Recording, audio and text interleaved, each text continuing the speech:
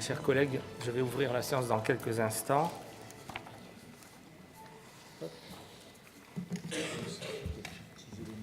Monsieur le ministre, Madame, Messieurs les conseillers du gouvernement, chers collègues, chers publics présents nombreux ce soir dans notre hémicycle, chers compatriotes et amis de la principauté qui nous suivez à la télévision ou sur Internet, la séance est ouverte.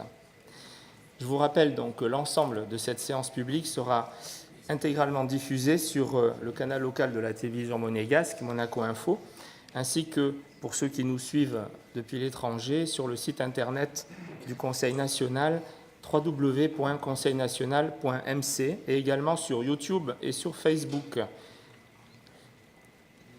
Dans le cadre donc de l'examen du projet de budget général primitif de l'État pour l'exercice 2019, nous avions terminé donc l'autre soir l'examen et le vote des chapitres de ce budget, et nous allons donc ce soir démarrer la séance en écoutant les explications de vote des conseillers nationaux, avant bien sûr que nous procédions au vote de la loi de budget.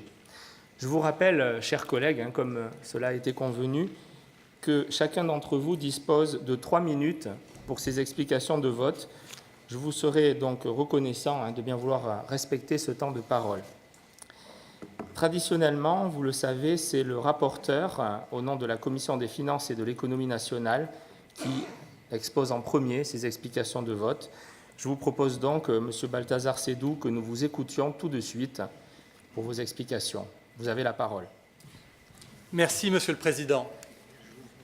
Monsieur le Ministre, Madame, Messieurs les conseillers de gouvernement ministres, Monsieur le Président, chers collègues, avant de vous expliquer les raisons de mon vote, je voudrais vous dire, chers collègues, ma fierté de faire partie de cette mandature, ma fierté d'avoir pu être votre rapporteur, celui d'un projet de loi de budget qui aura constitué un véritable tournant pour les politiques publiques de l'État. En tant que président de la Commission des finances, je dois vous dire à quel point je suis satisfait, après l'épisode de jeudi dernier, de l'évolution du gouvernement sur un sujet fondamental pour la majorité du Conseil national, le logement de nos compatriotes. Nous l'avons dit, et vous l'aviez dit, Monsieur le Président, c'est maintenant que tout se joue. Et les engagements du gouvernement, et plus particulièrement ceux du ministre d'État, sont très encourageants et marquent un changement radical dans la prise en compte des demandes légitimes de nos compatriotes, portées à travers notre Assemblée élue. Cette inflexion forte vient accompagner la volonté affirmée par le prince souverain de conduire une politique à court, moyen et long terme dans le domaine du logement. Ce soir, je vais m'en tenir sur le sujet de la construction domaniale aux réponses apportées par Monsieur le ministre d'État, que je remercie, tout comme je veux féliciter notre Président pour sa gestion de cette tension politique très forte, pour avoir su, à deux, dans le cadre du pas vers l'autre, faire preuve d'audace et de responsabilité pour trouver des solutions performantes et nous permettre tous ensemble de sortir par le haut. Bien sûr, nous devrons désormais rester tous ici vigilants sur les délais de mise en œuvre de ces décisions afin que les délais de livraison soient respectés. Si un certain nombre de signaux favorables sont venus jalonner l'établissement de ce budget primitif 2019, je voudrais attirer l'attention du gouvernement sur l'autre grand sujet qui a animé ces débats, la qualité de vie et la problématique des chantiers. Cette qualité de vie, c'est un sujet qui a été pris à bras-le-corps par la majorité du Conseil national dès notre installation. C'est un sujet sur lequel je me refuse à tout électoralisme. Je suis, comme mes collègues, un pragmatique qui recherche l'efficacité et non pas les postures. Sur la qualité de vie, il n'est pas pensable de faire de la démagogie. Il faut trouver des solutions adaptées et performantes pour faire en sorte que Monaco et sa population aient droit à la tranquillité. Nous avons obtenu 2 arrêtés ministériels qui sont un premier pas. Beaucoup d'autres mesures sont attendues. Je veux remercier ce soir notre président de la Commission de l'environnement et de la qualité de vie pour son pragmatisme et son approche équilibrée sans posture politicienne et sans avoir besoin de faire du buzz comme certains. Je n'oublie pas non plus les avancées pour les fonctionnaires, pour les jeunes, pour la santé, pour nos aînés, pour la circulation et la sécurité, pour le développement économique et pour l'aide sociale. Ce budget primitif 2019 est la manifestation très claire de la force de notre modèle économique et social avancé. Un modèle envié de tous et forcément peu compréhensible, disons-le, avec notre affirmation de la priorité nationale et constitutionnelle par la technocratie de l'Union européenne.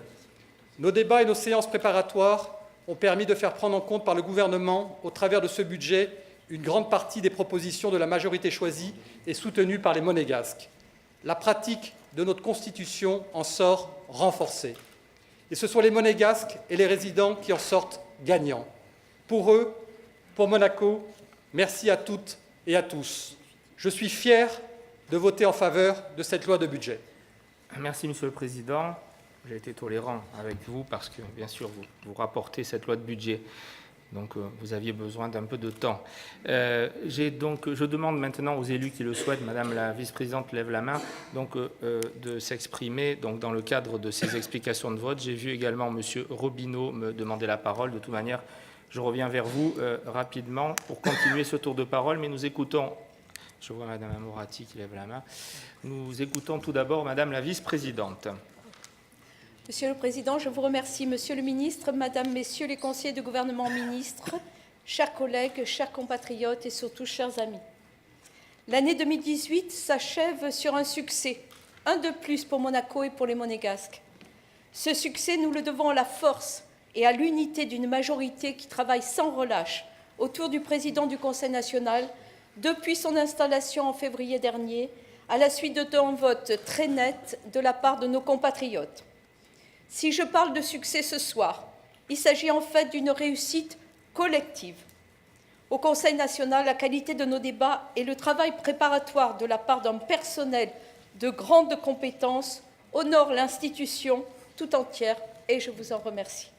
Le groupe majoritaire Primo a réussi à faire entendre la voix des Monégasques tout en prenant en compte les divergences de vues de la part des minorités qui nous rejoignent souvent sur de nombreux sujets.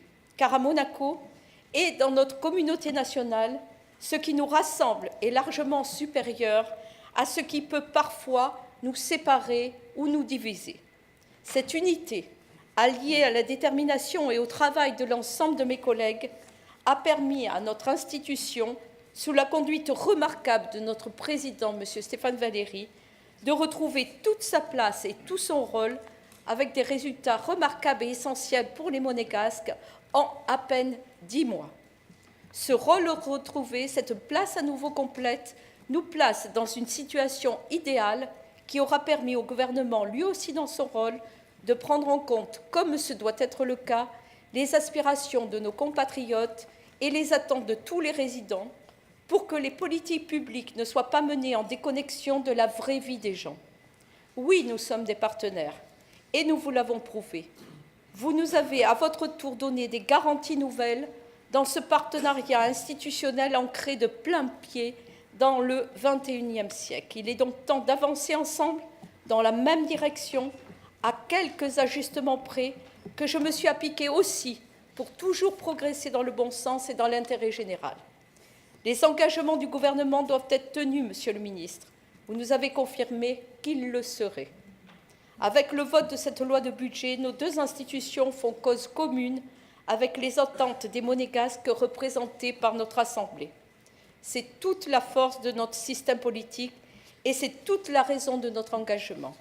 Je voterai donc ce budget primitif et j'en profite pour vous souhaiter à toutes et à tous, ainsi qu'à tous les Monégasques et tous les résidents, de très belles fêtes de fin d'année. Deu Juvante. Merci. Merci Madame la vice-présidente. Vous êtes 5 à avoir levé la main. Dans l'ordre donc où je vous ai vu la demander la parole, je vais tout d'abord donner la parole au président de la Commission des intérêts sociaux et des affaires diverses, Monsieur Christophe Robineau. Merci Monsieur le Président. Monsieur le Ministre, Madame, Messieurs les conseillers de gouvernement ministres, chers collègues, mes chers compatriotes, j'ai à de nombreuses reprises déploré le manque de confiance et de transparence entre nos deux institutions, chacun s'arc-boutant sur ses positions, sans jamais vraiment prendre le temps de réfléchir ou de prendre en compte les demandes et les propositions de l'autre. J'ai ainsi voté contre le primitif et le rectificatif 2018 en espérant que les débats du primitif 2019 nous permettraient enfin de renouer le dialogue et de travailler ensemble dans l'intérêt de notre pays et de l'ensemble de ses résidents, quelle que soit leur nationalité, avec bien sûr, et c'est notre rôle d'élu, une attention toute particulière pour nos compatriotes. Les avancées que nous avons obtenues sur les questions du logement, de la qualité de la vie, de la prime pour les fonctionnaires et les employés du CHPG, du financement des études au travers de la revalorisation de toutes les bourses d'études, ou encore sur les aides sociales et la mise en place d'allocations compensatoires pour les allocations familiales ou la prise en charge des frais de santé en faveur des femmes monégasques qui ne peuvent se prévaloir du statut de chef de foyer, sont autant de points positifs à mettre au crédit de l'action de notre majorité. Pour autant, il nous faut continuer à travailler ensemble, Conseil national et gouvernement, pour préserver notre modèle social, économique et de santé, pour que tous nos jeunes compatriotes puissent trouver dans leur pays un emploi à la mesure de leurs compétences et de leurs espérances, pour que les enfants du pays puissent continuer à vivre dans ce qui est aussi leur pays, pour défendre nos spécificités dans le cadre des négociations d'un accord avec l'Union européenne que certains appellent sans discernement de leurs vœux, pour que Monaco reste un exemple dans la préservation de l'environnement. Beaucoup reste donc à faire, mais je veux croire, Monsieur le Ministre, qu'enfin nous nous sommes compris et que nous pourrons le faire ensemble. Je voterai donc en faveur du budget primitif 2019. Je vous remercie. Merci, Monsieur Robineau. La parole est à présent à la présidente de la Commission des droits de la femme et de la famille, Madame Amorati Blanc. Je vous remercie, Monsieur le Président. Madame, Messieurs les conseillers du gouvernement ministre, Monsieur le Ministre, Monsieur le Président, chers collègues, je suis très fière aujourd'hui d'être en mesure de voter en faveur de ce budget primitif 2019, après mes 2 votes contre lors du budget primitif et du budget rectificatif 2018. Je n'oublie cependant pas le sentiment que, malgré tout, pour en arriver là, le gouvernement et le Conseil national, issus des urnes en février dernier, partaient de très loin. Ce rapprochement de nos points de vue et la prise en compte des attentes de nos compatriotes par le gouvernement ont été rendus possibles parce que le président du Conseil national a su trouver les mots compatibles avec ceux du ministre d'État. Ce sont eux qui, tous les deux, jeudi dernier, nous ont permis de sortir d'une crise politique qui revenait rôder autour du partenariat institutionnel que le budget rectificatif avait permis de mettre en place. Alors ce budget a permis à la majorité du Conseil national d'obtenir des avancées majeures qui vont structurer tout le mandat que nous ont confié les Monégasques. Je suis très fière d'appartenir à une majorité qui est capable d'obtenir un tel pas en avant pour la construction domaniale, la problématique du logement étant une préoccupation majeure pour les Monégasques. Et je suis vraiment impressionnée par l'ampleur du résultat et surtout le nombre d'appartements obtenus. Nous en sommes tous conscients grâce à la ténacité et l'engagement d'une majorité unie derrière son président. Alors je suis très satisfaite et je me réjouis aussi des arrêtés ministériels obtenus là aussi à force de volonté politique de notre majorité. Sur la qualité de vie, il s'agit encore et toujours d'être pragmatique. Il est facile de prendre la parole pour faire de la surenchère, tenter d'exciter par démagogie la population par du toujours plus ou c'est jamais assez, mais à la fin, ce qui compte, c'est le résultat. En 10 mois, nous avons obtenu bien plus que certains qui ont eu pendant 5 ans en charge le cadre de vie. Il y a ceux qui parlent et font du spectacle, et puis il y a ceux qui agissent. Quand Madame le conseiller pour l'environnement et l'équipement nous montre les efforts réalisés par ses services pour diminuer les nuisances sonores sur la voie publique et réglementer les horaires de travail sur le chantier, il faut aussi savoir dire merci, ce qui ne nous empêchera pas d'être vigilants concernant l'application des arrêtés et des sanctions qui en découlent. Alors, je vais quand même terminer par un petit bémol sur ce budget primitif 2019, comme sur les précédents d'ailleurs. J'ai trop souvent eu le sentiment qu'il y a sur certaines lignes et sur certains sujets 2 poids, 2 mesures. On va disserter pendant quelques heures sur des dizaines de milliers d'euros sur certains points, alors qu'on ne lésine pas sur des dépenses de plusieurs millions d'euros, dont l'utilité et l'efficacité en politique publique resteraient à nous démontrer. J'en veux pour preuve de longs échanges que je pourrais même qualifier de négociations sur l'augmentation du budget des bourses d'études ou les subventions à certaines associations sportives ou culturelles. Alors, avant de conclure, j'aimerais rappeler l'importance de mettre en œuvre toutes les mesures possibles qui tendent à favoriser l'attractivité de Monaco, qu'il s'agisse par exemple de la qualité de vie, la transition numérique, de notre modèle social, de notre système éducatif, des équipements ou encore de l'offre commerciale. C'est notre activité qui contribue à faire de notre principauté un modèle économique et social avancé et prospère qui nous est envié par tous. Je ne peux terminer sans remercier tous les permanents du Conseil national qui réalisent un travail remarquable. Et je tiens à féliciter l'ensemble de mes collègues élus pour leur implication et leur détermination sans faille pour faire prendre en compte par le gouvernement la plus grande partie possible du programme que les Monégasques ont choisi et qui nous ont demandé de défendre. Avec notre président et dans le cadre de la Commission des droits de la femme et de la famille, ils ont grandement contribué à faire avancer la cause de l'égalité homme-femme. Le Conseil national continuera en 2019 de faire progresser cette grande cause. Toutes les femmes de Monaco le méritent. J'aborderai l'année 2019 avec optimisme. Je voterai ce budget. Je vous remercie. Madame Amorati. La parole est à présent au président de la Commission du logement, M. Franck Lobonneau. Monsieur le ministre, Madame et Messieurs les conseillers ministres, Monsieur le Président, chers collègues, chers compatriotes, chers amis, je commencerai mon intervention par une petite réflexion. Dans la vie, rien n'est figé et tout n'est qu'affaire de volonté.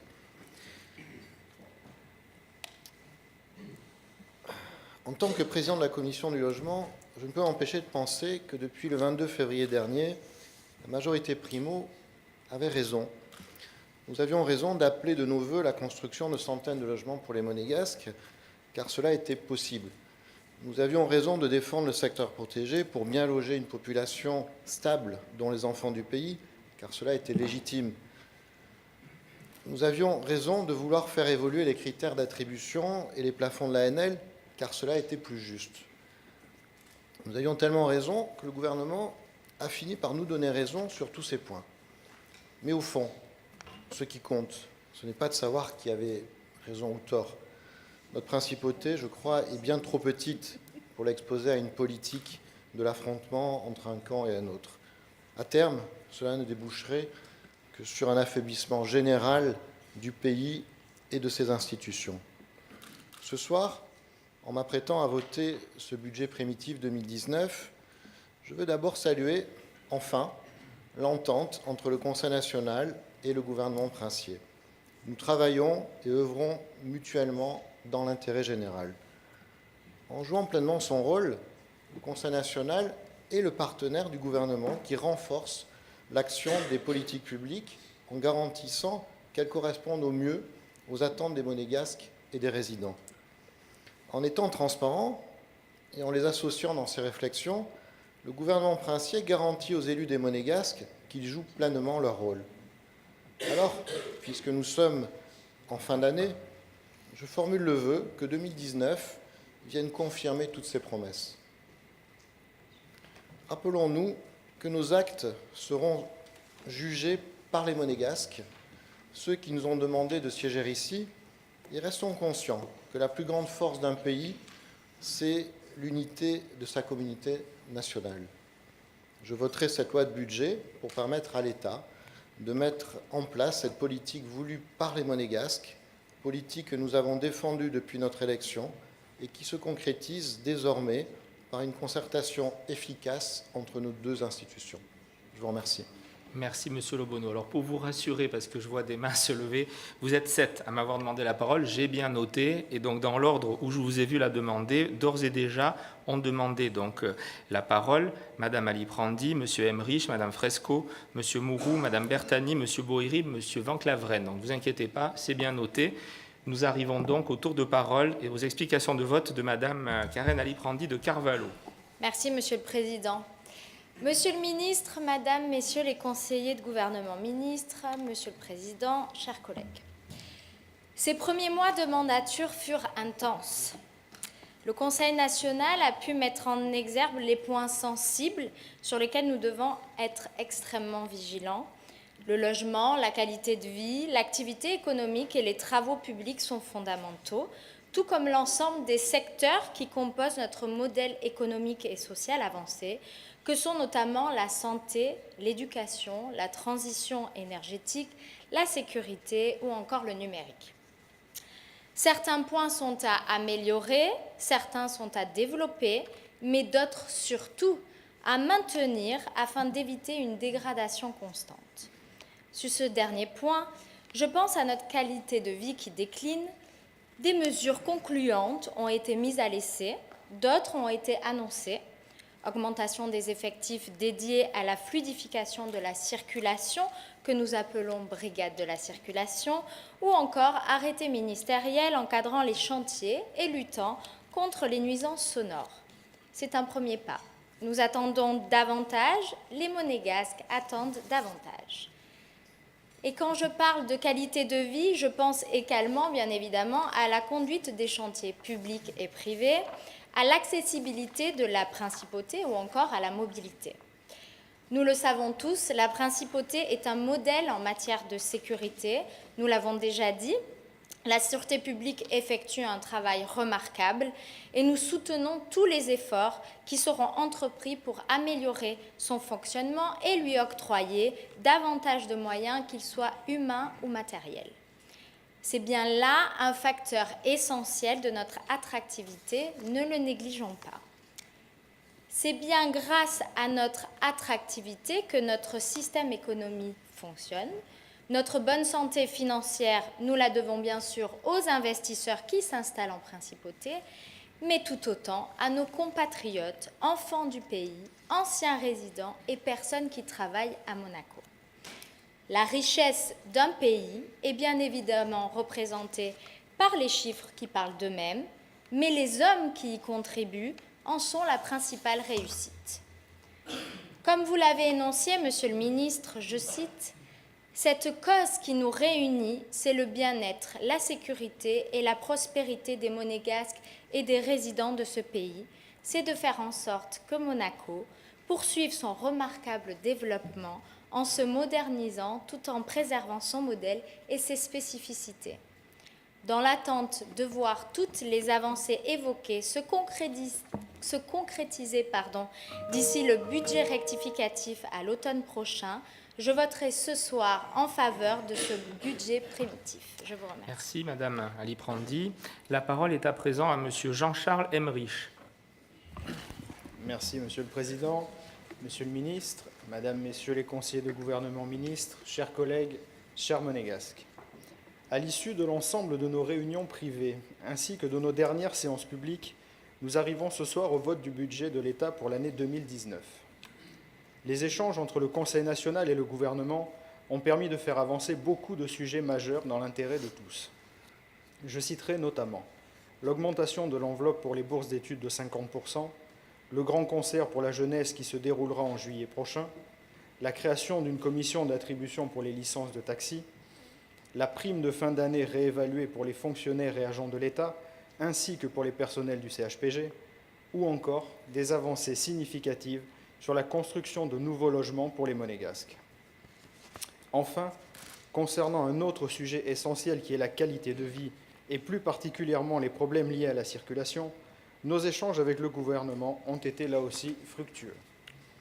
En effet, les pistes de réflexion en cours pour résoudre ces problèmes, comme par exemple une étude sur l'utilisation des voies maritimes, un parking relais en entrée de ville, ou encore le développement de la mobilité douce, sont autant de points qui permettront de désengorger les rues de la Principauté. Vous l'aurez donc compris, je voterai en faveur de ce budget. Pour conclure, je tiens à remercier l'ensemble des permanents du Conseil national qui font chaque jour un travail remarquable et je vous souhaite à toutes et à tous de très bonnes fêtes de Noël. Merci. Merci, Monsieur Emmerich. La parole est à présent pour ces explications de vote à Madame Béatrice Fresco. Merci, Monsieur le Président. Monsieur le Ministre, Madame et Messieurs les conseillers de gouvernement, chers collègues. Si je devais résumer en un mot les séances publiques qui ont accompagné l'étude du budget primitif 2019, j'utiliserai sans nul doute le terme de prévention, mot partagé par les deux côtés de cet hémicycle. Tout d'abord, prévention de la pauvreté avec un effort de plus en plus marqué en termes d'allocation, d'aide sociale à destination des personnes vulnérables. Prévention des addictions auprès de nos jeunes avec une réelle volonté pour leur prise en charge de manière adéquate. Convenons que c'est un sujet qui n'a pas d'âge, si ce n'est l'addiction aux jeux en ligne, et je dirais même qu'il est générationnel. Mais aussi la prévention contre les violences faites aux femmes avec une aide soutenue à l'association d'aide aux victimes d'infractions pénales et la reconduction annuelle de la campagne d'affichage. S'en suivra certainement une étude statistique. Puis la prévention contre l'inégalité entre hommes et les femmes, qu'elle soit salariale ou relative au plafond de verre, avec la nomination d'une déléguée. Permettez-moi de lui assurer une fois de plus mon soutien, ainsi qu'à toutes les actions qui seront entreprises pour mettre en œuvre 2 conventions qui me sont chères, la Convention d'Istanbul contre les violences faites aux femmes et la Convention sur l'élimination de toute forme de discrimination à l'égard des femmes, le CEDAW. Toutes 2 furent signées et ratifiées par la Principauté et nous engagent ainsi à être exemplaires dans ces 2 domaines.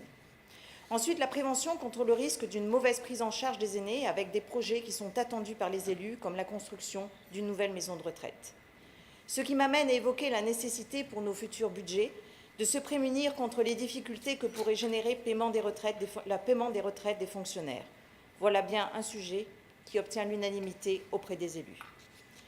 Venons maintenant aux 2 thèmes qui ont été des invités de choix de ces séances. J'évoquerai la prévention contre la perte de la qualité de vie et les nuisances, avec l'assurance que des actions seront menées pour limiter l'impact des chantiers sur la population de Monaco. Double vitrage, limitation des chantiers avec l'aide de 2 arrêtés ministériels, mais qui ne feront peut-être pas de miracle, mais donnons du temps au temps. Enfin, pour terminer, la prévention contre la pénurie de logements grâce au plan national logement souhaité par notre souverain et qui sera mis en place par le gouvernement dès la rentrée. Je resterai attentive à ce qu'une étude soit diligentée pour coller avec la réalité de nos besoins actuels et futurs, car il ressort de nos débats qu'il y a une certaine divergence au regard de ces chiffres. Pour conclure, je voterai en faveur de cette loi, puisque j'ai bien noté que le budget primitif 2019 s'inscrit bien dans un système de prévention de situations qui pourraient être dommageables pour nous, monégasques et résidents. Je vous remercie et je vous souhaite à tous de très joyeuses fêtes de Noël. Merci Madame Fresco. Nous allons à présent écouter pour ces explications de vote le président de la Commission de l'Éducation et de la Jeunesse, Monsieur Marc Mourou. Merci Monsieur le Président. Monsieur le Ministre, Madame et Messieurs les conseillers de gouvernement ministres, Monsieur le Président, chers collègues et chers compatriotes. Ce budget primitif 2019 fut source de vives discussions concernant de nombreux sujets importants pour l'avenir de Monaco. De ces débats, il est à retenir un certain nombre de mesures prises pour les Monégasques, en particulier sur la problématique du logement, qui demeure la priorité absolue de cette mandature. Sur un thème aussi important, avec la détermination du Président du Conseil national, les réponses qui nous ont été apportées et qui visent à promouvoir et à accélérer la construction de logements domaniaux constituent une garantie essentielle pour préserver notre modèle social auquel nous sommes tous attachés. Les avancées obtenues par notre Assemblée lors de ces 10 premiers mois sont déjà nombreuses. Les arrêtés ministériels, entrant en vigueur le 1er janvier 2019, tendant à réguler les chantiers et à améliorer la qualité de vie pour nos compatriotes et les résidents, sont une mesure cruciale. Concernant la Commission éducation et jeunesse, l'augmentation de près de 50% de l'enveloppe budgétaire consacrée aux bourses d'études, l'organisation du premier MC Summer Concert ou bien encore une nouvelle méthodologie de travail et un fonctionnement amélioré de la Commission des sports sont également des avancées majeures dont nous sommes très satisfaits. D'autres sujets resteront en suspens pour l'an prochain, notamment l'orientation de nos élèves afin de leur permettre de bien choisir leur cursus étudiant, et ce, dès l'entrée au lycée, notamment avec des coachings personnalisés ou bien encore un nouveau format pour le passeport culture. Dans cette attente, la conviction que nous partageons une même vision et notre capacité à s'emparer de nouvelles possibilités nous permettent aujourd'hui d'investir dans notre propre avenir en faveur des générations futures. Je voterai donc en faveur de ce budget primitif 2019 et je souhaite à tous nos compatriotes d'excellentes fêtes de fin d'année. Je vous remercie. Merci Monsieur Mourou. La parole est à présent à Madame Corinne Bertani. Merci, Monsieur le Président. Monsieur le Ministre, Madame, Messieurs, conseillers de gouvernement ministres, Monsieur le Président, chers collègues, chers monégasques, depuis le début de ce mandat, je vous ai beaucoup parlé du commerce et au moment de voter ce budget, je ne vais pas déroger à la règle. Le commerce pour Monaco, c'est un dossier que nous devons aborder de plusieurs manières. Il y a pour nous tout, d'abord, la trajectoire professionnelle et économique de nos compatriotes qui exploitent une activité de commerce. Ils sont nombreux et ils méritent d'être accompagnés, informés, soutenus lorsque c'est nécessaire. Accompagnés pour leur permettre d'accéder à des locaux commerciaux de qualité, à loyer modéré. Informés lorsqu'ils doivent l'être, par exemple, pour savoir à quelle sauce ils seront mangés quand de grands projets viendront bousculer le contexte et les paramètres de leur exploitation. Soutenus lorsqu'un événement survient, tel que le coup de mer qui a frappé les commerçants du Larvoto, sans oublier ceux des quais du port de Fontvieille. Pour parler du commerce, c'est parler de la dimension qui touche au développement du chiffre d'affaires et donc, par voie de conséquence, au développement des recettes de TVA pour le budget de l'État. Et puis, il y a la dimension stratégique, et c'est sur quoi nous travaillons avec toute la majorité du Conseil national. Cette attention toute particulière nous aura permis cette année de faire comprendre au gouvernement qu'il faut pour Monaco penser la restructuration de notre centre commercial de Fontvieille de manière ambitieuse et audacieuse. Il en va de notre attractivité au moment où la guerre commerciale entre les centres commerciaux de la Côte d'Azur fait rage. Si on peut regretter que le Conseil national ait été contourné sur ce dossier durant trop longtemps, je me réjouis, depuis notre dernière séance privée sur ce sujet, que le gouvernement et le Conseil national travaillent désormais en totale concertation sur ce projet de restructuration dont nous espérons qu'il sera exemplaire. Exemplaire pour ce qui concerne la qualité et la complémentarité des enseignes qui en constitueront l'offre commerciale, exemplaire pour la gestion et l'accompagnement des commerçants actuels du centre commercial, exemplaire pour le maintien de la surface de l'hypermarché, exemplaire enfin pour que ce projet de restructuration compte plusieurs dizaines de logements domaniaux comme le gouvernement et l'opérateur nous l'ont confirmé. J'y veillerai, nous y veillerons durant toute l'année 2019. Et parce que je suis confiante sur ces sujets aussi, je voterai ce budget. Je vous remercie. Merci beaucoup, Madame Bertani. Nous écoutons à présent pour ces explications de vote notre doyen et par ailleurs président de la Commission de la Culture et du Patrimoine, M. Daniel Boéry. Merci, Monsieur le ministre. Monsieur le Président, pardon, ça commence bien. Il fallait bien le faire. C'est l'émotion. Monsieur le ministre, le direct à la télé, pour ceux qui ne l'ont jamais essayé, je vous assure, ça peut être parfois émouvant. Nous vous écoutons, monsieur le doyen. Toujours. Remettez à zéro, s'il vous plaît. Non, là, on lui a enlevé 20 secondes, c'est pas juste. Hein, on considère qu'il commence à présent. Allez-y, nous vous écoutons. Merci. Oui. Mes chers compatriotes, chers amis, nous voilà, après 3 séances intenses, au vote primitif, le premier de cette nouvelle mandature. Nous sommes passés de la crainte au soulagement. Probablement d'ailleurs avons-nous vécu ce que les philosophes appellent l'éthique de la discussion, avec le fameux « agir juste et équitable ». Sans doute, au fond, c'est le chemin à vivre pour arriver au pas vers l'autre, et ce n'est jamais un chemin facile à suivre. La vision des deux partenaires, le gouvernement et le Conseil national, sont forcément différentes. Chacun à son tempo différent doit faire efforts, parfois forts, parfois doux. Mais ce soir, il s'agit de l'avenir de notre pays et de celui des Monégasques. C'est toujours le cas, mais cette année cependant, l'économie mondiale qui s'affaisse de jour en jour, d'où mon signal de prudence. D'ailleurs, j'avais indiqué comme axiome de mon intervention politique générale le besoin d'une vision globale, car il s'agit de transformer un avenir incertain en futur voulu. Eh bien, nous y voilà à court terme. Le logement de nos compatriotes, mes collègues en ont parlé, mais il y a aussi la question de la nationalité. Lancée lors de la dernière mandature par mes amis Jean-Michel Cuqui et Philippe Clérici, je classe cette question essentielle dans le court terme, car elle est tellement épineuse que, tel le dinosaure, on lui caresse la tête et 10 ans après, elle remue la queue. J'insiste également sur ce que j'ai appelé l'économie du bonheur. Ce dont il s'agit, c'est avant tout le développement des hommes et des femmes dans notre administration et plus largement dans notre pays, et notamment la formation et l'éducation. Je jette à la rivière les querelles picrocolines sur le pourcentage du budget consacré à la formation, mais celle-ci est essentielle. Elle va bien au-delà de son premier objectif, apprendre. C'est avant tout un des leviers forts pour la reconnaissance des uns et des autres, mais aussi pour la reconnaissance pour soi-même et sa famille. Dans un monde qui se transforme tous les jours, Elle contribue à s'adapter naturellement au monde qui se transforme et par là contribue également à l'estime de soi et à la dignité personnelle des plus grands aux plus petits. Pour conclure, évidemment, on l'aura compris, je voterai le budget avec un message complémentaire essentiel à mes yeux, même si c'est court. La culture, c'est notre aujourd'hui et c'est surtout notre demain. Et pour cela, il convient d'agir juste et équitable.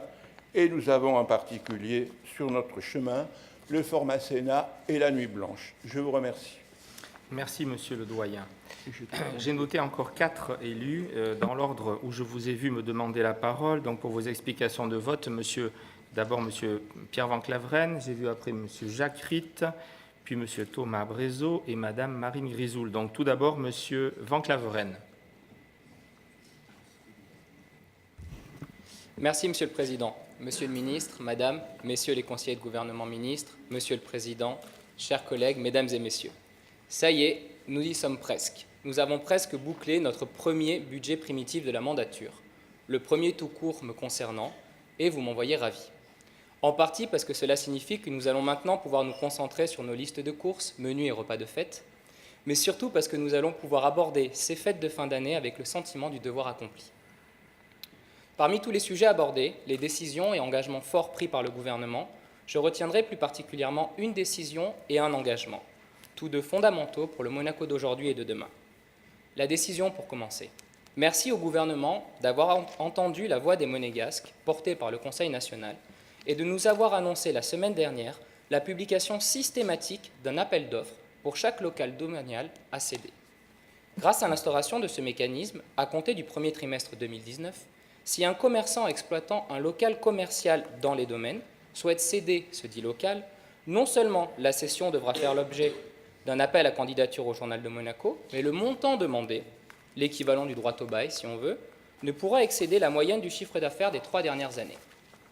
Il s'agit là d'une avancée fondamentale, offrant une transparence et une égalité de chance à nos compatriotes désireux de se lancer dans une activité commerciale.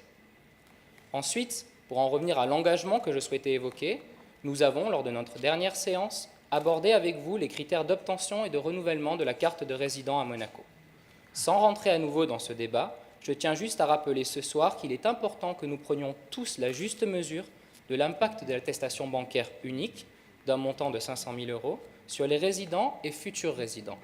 Il ne faudrait pas que celle-ci mette en péril l'équilibre de la principauté, cher à nous tous, cité par M. Guillaume Rose la dernière fois, en poussant nos enfants du pays ou des résidents ancrés à Monaco depuis longtemps à, passez-moi l'expression, faire leurs valises. L'engagement pris par le gouvernement de nous rencontrer en privé afin d'aborder ensemble cette thématique ô combien importante et d'en tirer les conclusions nécessaires pour adapter au mieux la procédure est un premier pas en ce sens. Je ne doute pas que nos échanges seront fructueux. Ce soir, je voterai en faveur de ce budget primitif 2019, qui est selon moi un budget cohérent, présenté par un gouvernement attentif et qui semble avoir pris pleinement conscience des préoccupations de la population relayées par ses représentants, notamment sur les enjeux actuels majeurs. Je vous remercie et vous souhaite de très joyeuses fêtes de fin d'année. Merci, Monsieur Van Claveren. Nous écoutons à présent Monsieur Jacques Ritt. Merci, Monsieur le Président. Avec une densité de population 3,6 fois supérieure à celle de Singapour, la principauté devra, d'ici quelques décades, impérativement faire face au problème de son inextensibilité territoriale, rançon de cette exiguïté extrême qui a toujours été un des piliers de sa prospérité durable d'ailleurs. Et l'attention protectrice que l'État sera tenu d'accorder à chaque mètre carré de sol monégasque appartenant au domaine public a été clairement évoquée dans nos débats. Le choix de Dation plutôt que de Soult, dans la contrepartie des autorisations de surdensification, en est un exemple. L'extension en hauteur des immeubles, ne serait-ce qu'à l'égard du respect de la qualité de vie des habitants des communes limitrophes, trouvera forcément un jour ses limites. Mais des technologies dont nous ne savons probablement pas encore aujourd'hui évaluer les potentialités ne manqueront certainement pas de voir le jour. Et pour s'en convaincre, il suffit de se pencher sur les travaux de l'architecte hollandais Koen Holthuis, fondateur de l'entreprise Waters Studio, ou encore sur les technologies développées dans le cadre des projets du Seasteading Institute. Dans ce contexte, il serait judicieux que le gouvernement, qui a disposé d'un délai de plus de 40 années depuis sa dernière tentative vaine en l'occurrence, en la matière, dépose à nouveau devant le Conseil national un projet de loi sur la domanialité publique et privée de l'État. Un tel projet permettrait enfin de fixer dans un texte législatif la domanialité des fonds de la mer territoriale monégasque. Le sujet du logement des nationaux restera la plus forte valeur ajoutée de ces débats budgétaires. La confirmation, lors de cette session budgétaire, du lancement par le gouvernement d'un plan national pour le logement des Monégasques, plan approuvé par le prince souverain, est un événement de la plus grande importance, événement structurant pour notre pays. Je l'ai déjà dit ici, cette décision devrait définitivement sonner la fin d'affrontements stériles sur le ring de l'hémicycle au sujet de chiffres qui, logiquement, seront maintenant les mêmes pour nos deux institutions.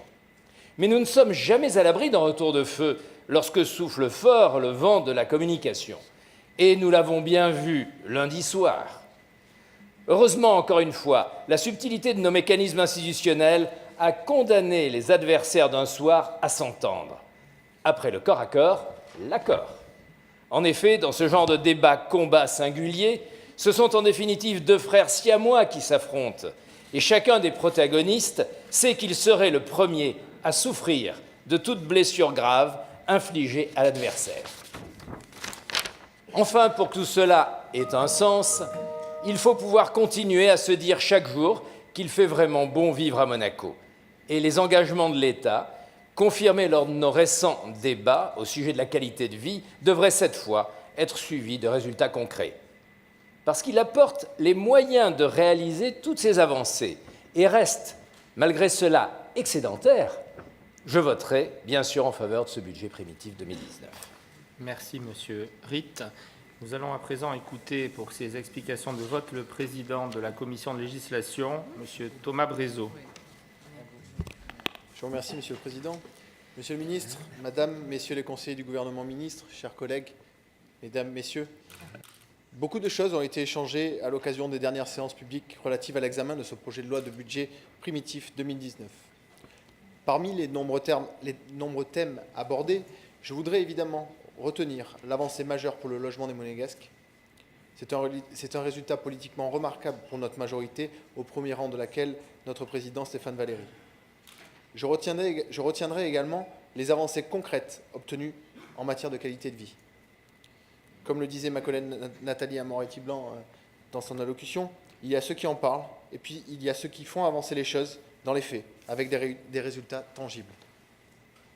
Pour l'anecdote, mais rassurez-vous, Monsieur le Ministre, je le prends très bien, je me souviendrai aussi longtemps d'avoir donné, au cours de l'une de nos soirées, donné mon nom à un syndrome. D'ailleurs, je me demande toujours s'il qualifie une forme de scepticisme ou une constante recherche de la perfection. Quoi qu'il en soit, s'il peut nous aider à décrire des situations où le Conseil national estime ne pas avoir toutes les informations nécessaires, alors tant mieux. Ce terme de syndrome me rappelle d'ailleurs un syndrome plus connu, celui du syndrome de Stockholm. Vous savez, celui où la victime d'un ravisseur, à force du temps passé avec lui, finit par l'admirer, ou tout du moins, par éprouver une certaine empathie à son endroit. J'espère simplement que ce syndrome ne viendra pas rôder autour de nos responsables de la négociation d'un éventuel accord avec l'Union européenne. Cette Union européenne que j'ai tendance à considérer a priori comme un ravisseur potentiel des spécificités et des équilibres de notre pays. Vous le comprendrez, je ne serai pas pour ma part gagné par l'eurobéatitude de certains. Notre groupe majoritaire a été, reste et restera sceptique sur ce sujet. Enfin, Monsieur le Ministre, je voudrais vous remercier pour votre intervention apaisante et très diplomate de jeudi dernier. Je crois que nous y sommes. Le gouvernement et le Conseil national sont cette fois réellement des partenaires institutionnels. Je vais voter bien évidemment ce budget primitif 2019 avec confiance, mais avec ce réalisme attentif qui me caractérise désormais. Merci, Monsieur Brézot. Nous écoutons Madame Marine Grisoul. Merci, Monsieur le Président. Monsieur le Ministre, Madame, Messieurs les conseillers du gouvernement ministre, chers collègues, cette première année de mandat aura été particulièrement intense. L'année dernière, à la même époque, la campagne électorale battait son plein et les Monégasques s'apprêtaient à soutenir massivement le programme aujourd'hui défendu par la majorité primo du Conseil national, unie derrière son président Stéphane Valéry. des heures et des heures de travail, de séances publiques, de commissions plénières d'études, de groupes de travail et de commissions du Conseil national, sans compter les déplacements qui nous permettent de faire de la pédagogie sur notre pays dans les organismes internationaux. Des heures à préparer les séances de budget primitif qui, pour moi, démontrent que le gouvernement a bien pris en compte le niveau d'attente de nos compatriotes en matière de logement et de qualité de vie notamment. Pour revenir sur le résultat des élections, en tant que vice-présidente du mouvement Primo, je voudrais aussi rappeler que celui-ci est également l'expression claire d'une méfiance très forte vis-à-vis de ce que pourraient exiger les technocrates européens dans le cadre de la négociation d'un éventuel accord avec l'Union européenne, ne l'oublions pas. Logement, qualité de vie, transition numérique et développement durable, voici les grands axes de mon engagement aux côtés de mes collègues. Durable, c'est le mot que je voudrais retenir ce soir. Il nous faut une politique proactive pour permettre d'accompagner durablement les besoins en logement de nos compatriotes. Il nous faut une politique forte en matière de lutte contre les nuisances sonores et pour l'encadrement des chantiers, nous en prenons le chemin avec ces premières mesures concrètes. La qualité de vie, voici une notion qui doit être durable elle aussi. Durable, c'est aussi tous ces domaines qui touchent à la santé de notre population. J'y suis très sensible. Nous engageons le travail pour le développement des médecines douces en complément de l'approche médicale traditionnelle.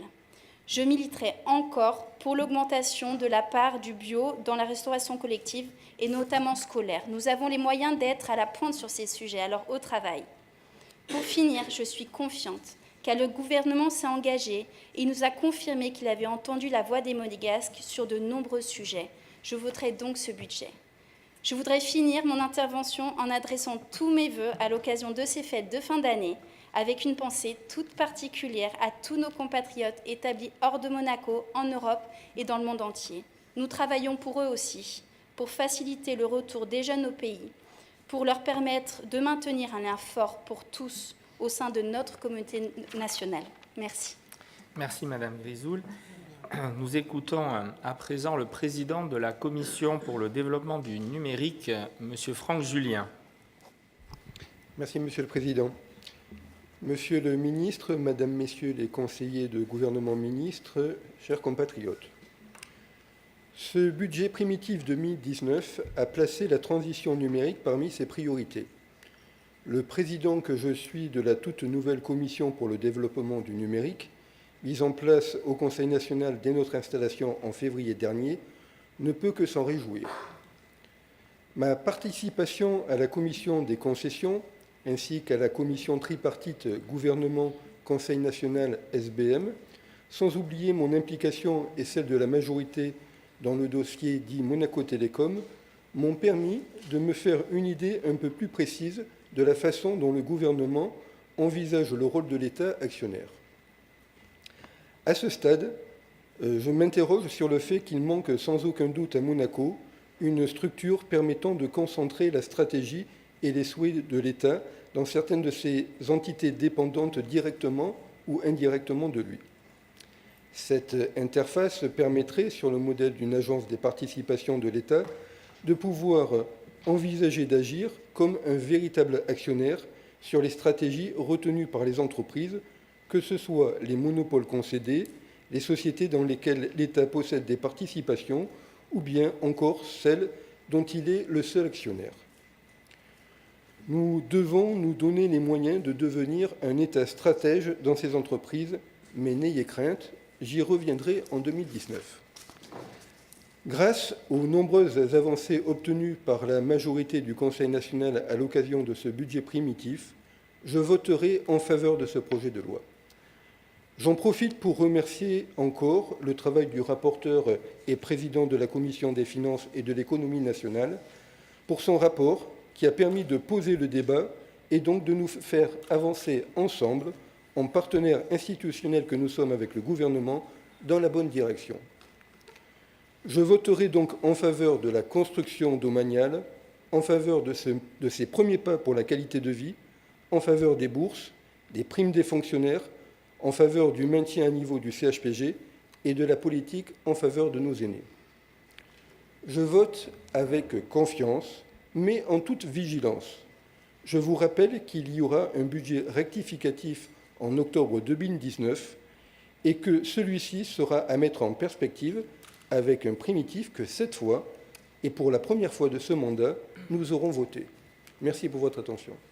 Merci, Monsieur Julien. La parole est à présent à Monsieur Pierre Bardy. Merci, Monsieur le Président.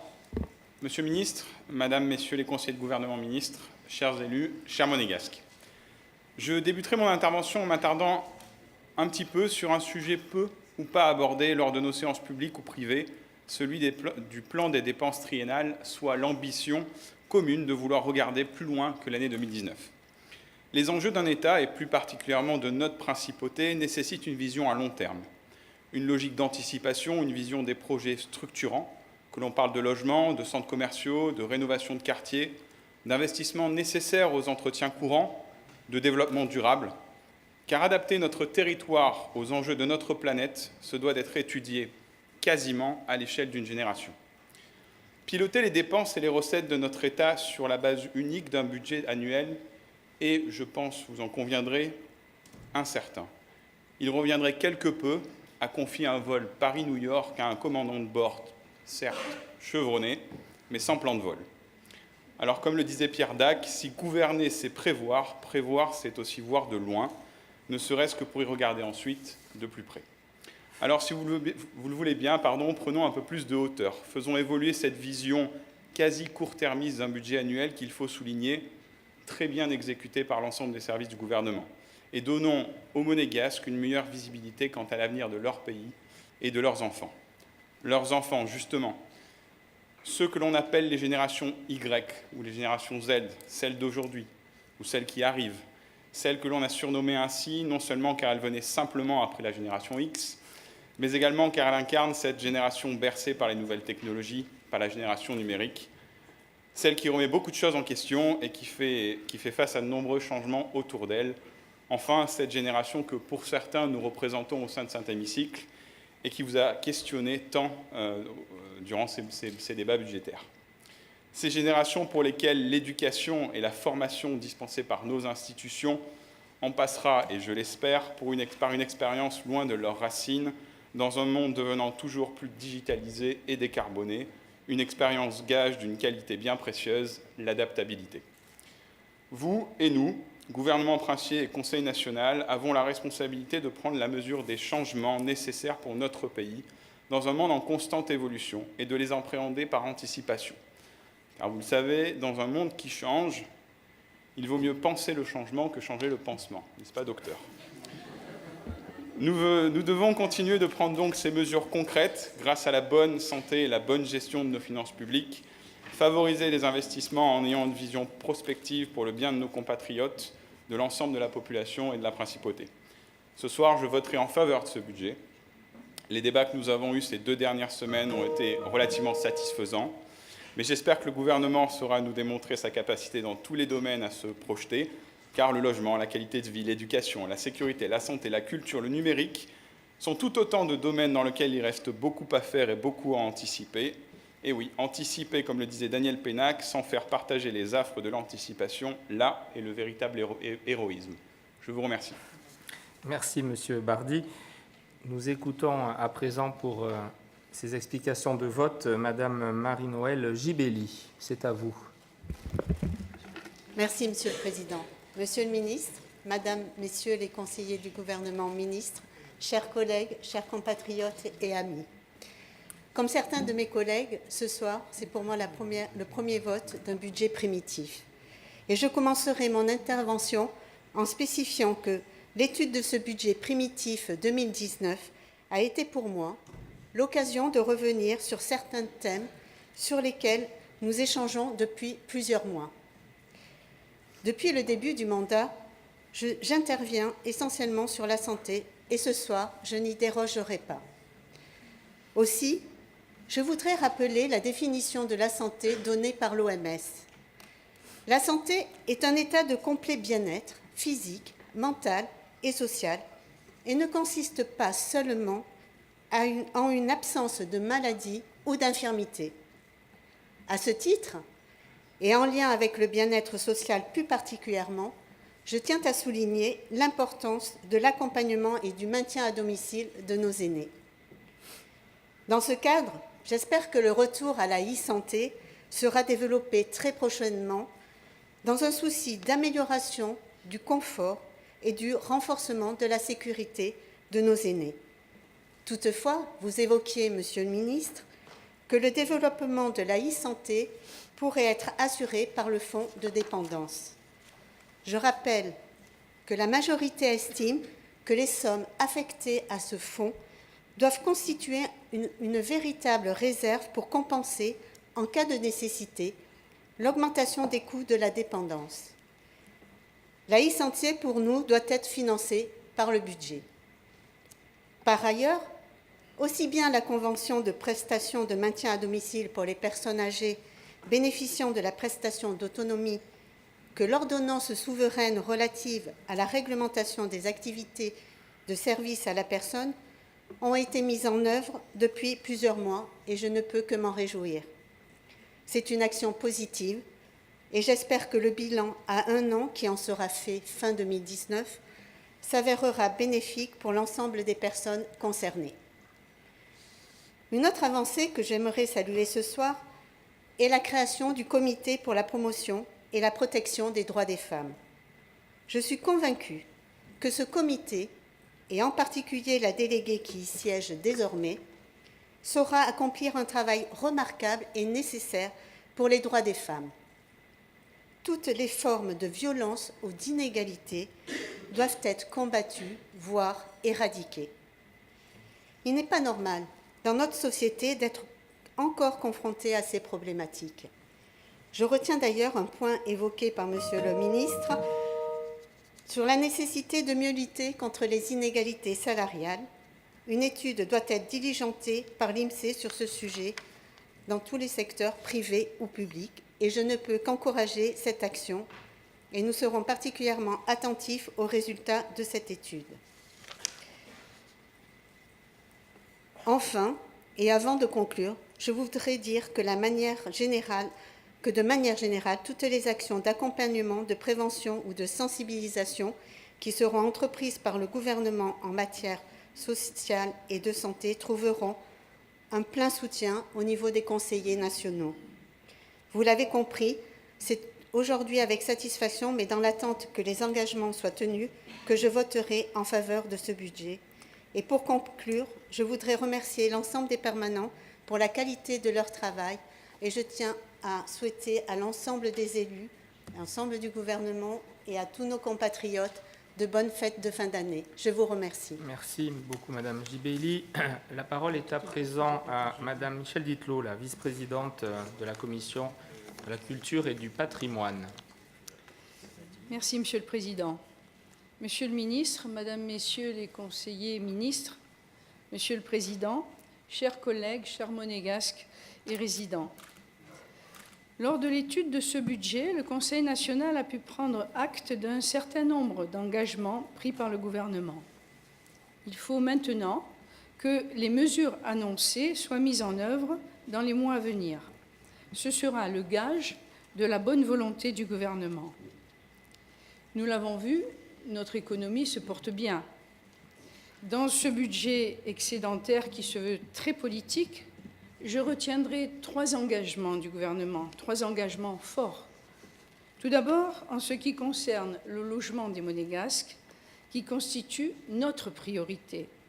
Nous sommes aujourd'hui, et après de vifs échanges, satisfaits des projets avancés par le gouvernement.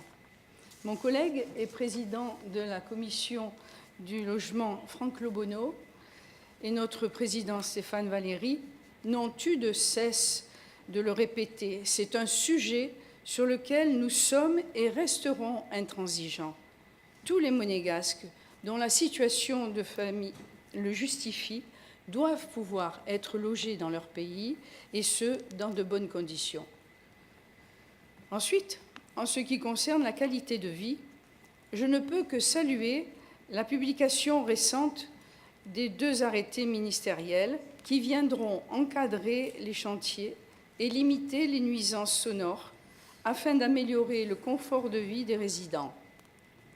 Cela ne fait pas tout, mais c'est un pas en avant. Et je tiens ce soir à féliciter l'ensemble de mes collègues de la majorité pour leur rigueur sur ce dossier de la qualité de vie.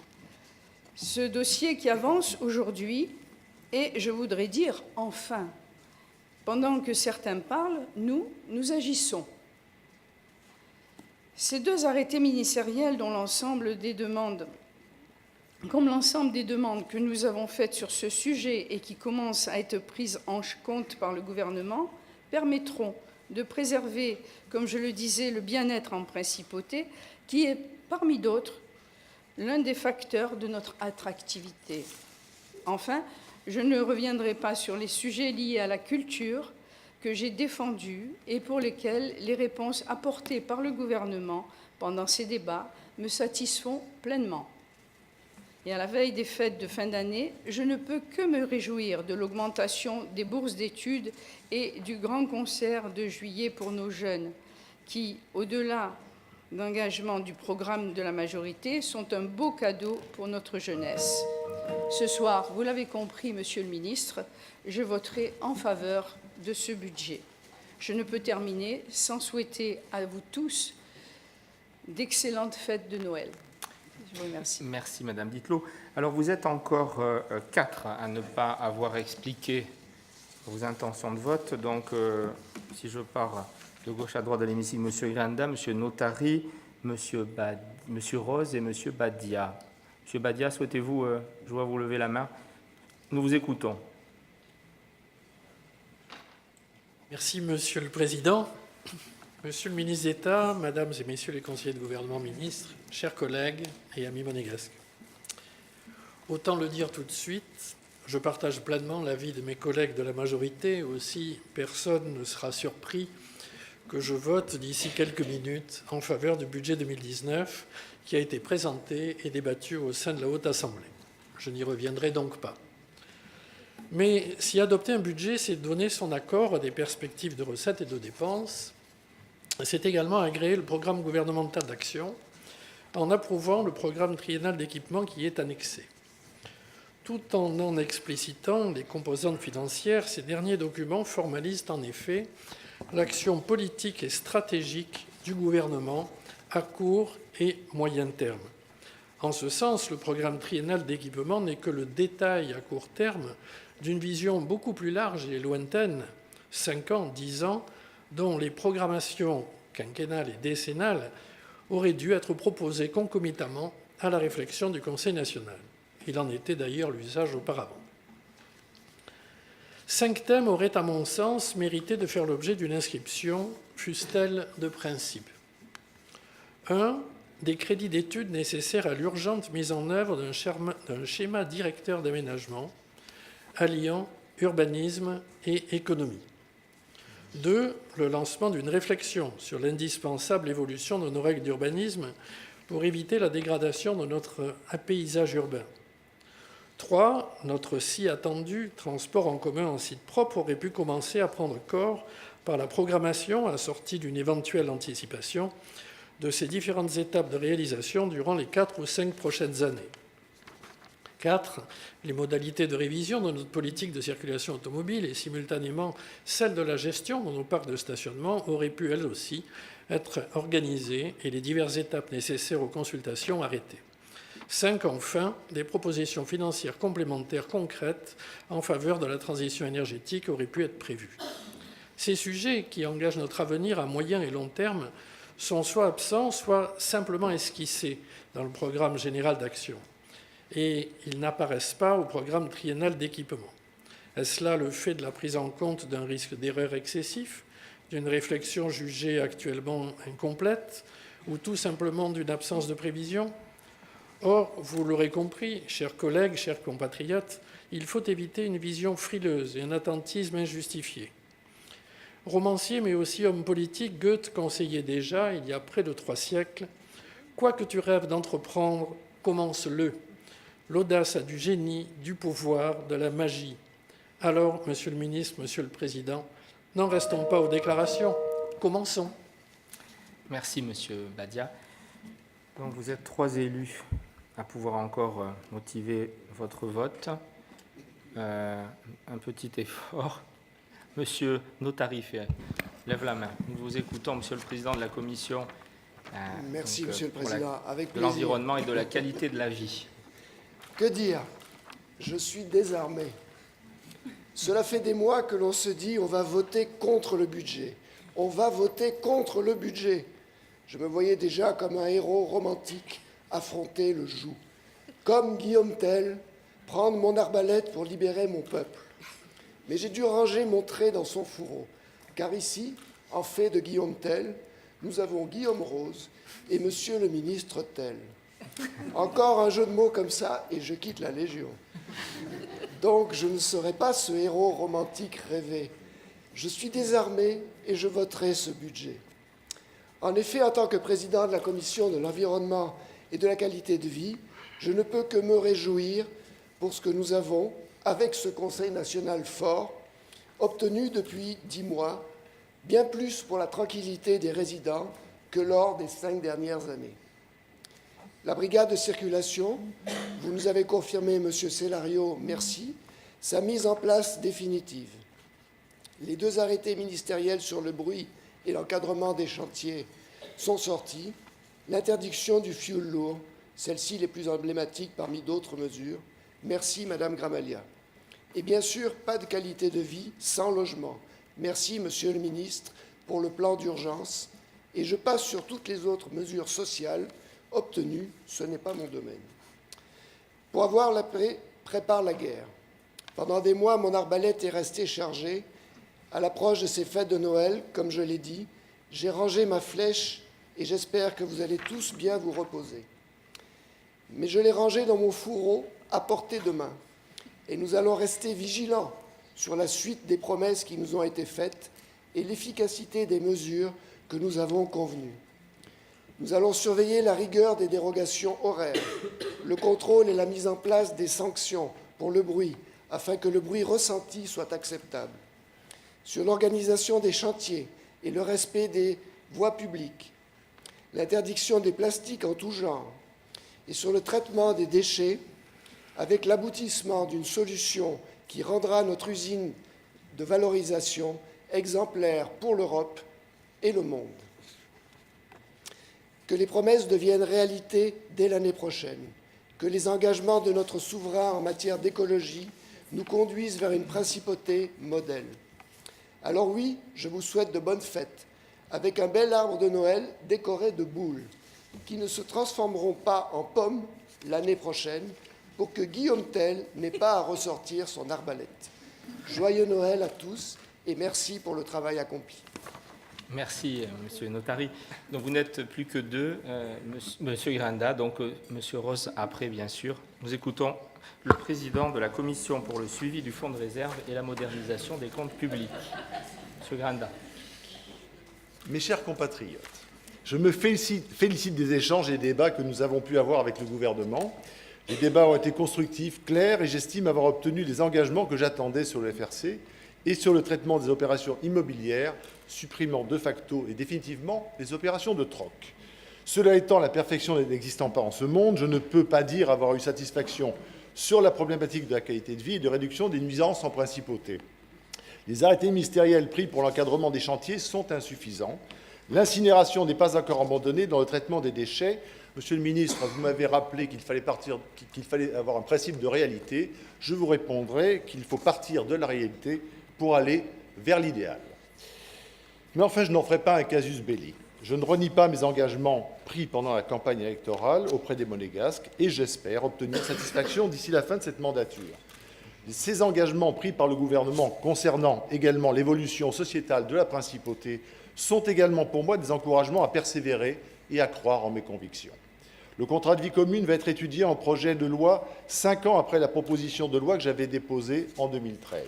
De même que la reconnaissance des femmes en tant que chefs de foyer qui met fin à une inégalité entre monégasques. Enfin, à l'initiative de la majorité primo que je remercie, le débat sur la dépénalisation de l'IVG va enfin s'ouvrir au Conseil national.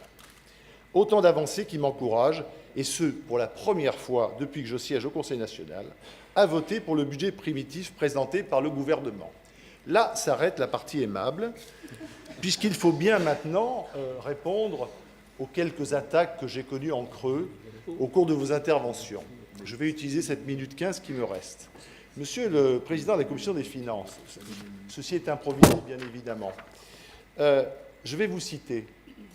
Les élus sont convaincus que pour être parfaitement efficace et compris par les résidents, ce dispositif, donc les arrêtés, devrait s'appliquer immédiatement à l'ensemble des chantiers. Je vous cite, et donc je suggère que vous relisiez avant de prendre la parole, parce que moi je ne dis rien d'autre que vous. Premier point. Deuxièmement, Madame Amorati, vous m'avez pris à partie ce soir en notant que, en charge de l'environnement et du cadre de vie pendant 5 ans, je n'avais rien obtenu. J'ai quand même mené à bien le Code de l'environnement, en panne depuis 10 ans. Je rappelle que j'étais alors un élu minoritaire, comme aujourd'hui. Par contre, Madame, vous faisiez partie de la majorité pendant ces 5 ans, et vous êtes donc comptable de l'autisme de vos amis politiques d'ailleurs. Pas moi. Enfin, Madame Dittelot, j'ai trop d'amitié pour vous en vouloir de quoi que ce soit. Je ne répondrai donc pas, parce que vous avez répété la même chose que les autres. Je pense que c'était le gimmick de la soirée. Je clôturerai avec mon ami Thomas Brezzo. Cher Thomas, vous me dites, il y a ceux qui parlent et il y a les autres. Eh bien, heureusement que certains parlent et ne se laissent pas intimider. Vous en êtes un exemple, souffrez que j'en sois un autre. Merci, Monsieur Grinda. Ça casse l'ambiance. Hein. Nous arrivons donc à Monsieur Guillaume Rose pour ses explications de vote. Monsieur le Président puisque je vous ai tous présenté avec vos titres de Président, Monsieur le Président de la Commission de suivi de l'éventuel traité avec l'Union européenne. Merci, Monsieur le Président. Bon, on a déjà vu pires aimabilités dans cette enceinte, donc on dira quand même que les attaques n'étaient quand même pas d'une telle force. Alors, Monsieur le Ministre, Mesdames et Messieurs les conseillers ministres, chers amis et collègues, chers compatriotes et cher public, qui est venu nombreux, merci. Je vais vous demander un petit effort d'imagination. L'année touche à sa fin. Dans 15 jours, nous serons en 2023. Que reste-t-il des 5 ans qui viennent de s'écouler? Qui se souvient aujourd'hui de ce début du mandat du Conseil national que l'on s'apprête à renouveler, où les débats ont un peu dérapé, mais surtout où des tensions sont apparues entre la majorité et le gouvernement? Personne ne s'en souvient. Tout le monde se souvient en revanche de cette décision prise au moment le plus important de cette mandature écoulée et qui aura permis de loger des centaines de familles. Elles sont aujourd'hui en train de rentrer dans les immeubles magnifiques qui ont poussé aussi bien à notre frontière est qu'à la Condamine. Beaux immeubles, bien sûr, agréables à vivre et à vocation écologique, mais surtout qui correspondent aux besoins de notre population, aux réels besoins de notre population. Là, dans leur jardin, ce sont nos enfants qui jouent. Dans ce Monaco béni et prospère, cette ville intelligente, Smart City, que notre traité avec l'Europe, bien négocié ou abandonné, a parfaitement préservé. Ils peuvent toujours y trouver un emploi à leur mesure de leurs ambitions. Je les vois prendre le transport en commun en site propre pour aller au collège. Depuis le milieu des années 2010, le taux d'émission de CO2 a baissé de 25%. La nouvelle usine de retraitement des déchets va ouvrir. Elle offre une technologie innovante. Le bruit des chantiers est jugulé, la circulation diminue au maximum. Bon, on n'y est pas encore, mais on avance, on continue. Car que faisons-nous ici, à l'aube de cette prometteuse année 2019, dans cette institution bien plus grande que la somme de nous tous réunis? Nous ne cherchons pas à briller les uns aux dépens des autres. Nous ne faisons pas valoir des querelles de personnes, d'imbéciles concours de celui qui aura le plus de pouvoir. Non, il n'y a pas non plus de stériles querelles politiciennes entre partis. À quelques nuances de sémantique près, ils sont tous trois à peu près d'accord, les partis, sur la qualité de vie, l'amélioration, le logement, l'éducation. Dans cette institution, donc, gouvernement et conseillers nationaux parlementent. Ils confrontent aussi des points de vue différents, parfois antagonistes, sur une situation, sur un budget, sur les façons de les mener. Et ce qui sort de ce dialogue, qui subsistera de tout cela, ce qui intéresse les Monégasques, et qui est la seule chose que l'histoire retiendra, c'est que sous le bienveillant regard de notre souverain, s'échangent ici des engagements qui mèneront à des actions, des immeubles, des moyens de transport, des écoles, du lien, une société, une vie, la nôtre. En ce jour de vote, quelles qu'aient été les péripéties qui y ont mené, et qui ne resteront pas beaucoup plus longtemps dans les mémoires que la une d'un quotidien ne reste en kiosque, l'action, la vraie, est bel et bien enclenchée. En fait, elle a été un matin de consultation électorale du début de cette année, mais cette fois, elle a bien pris son vrai départ. Et je vous en remercie, Monsieur le ministre.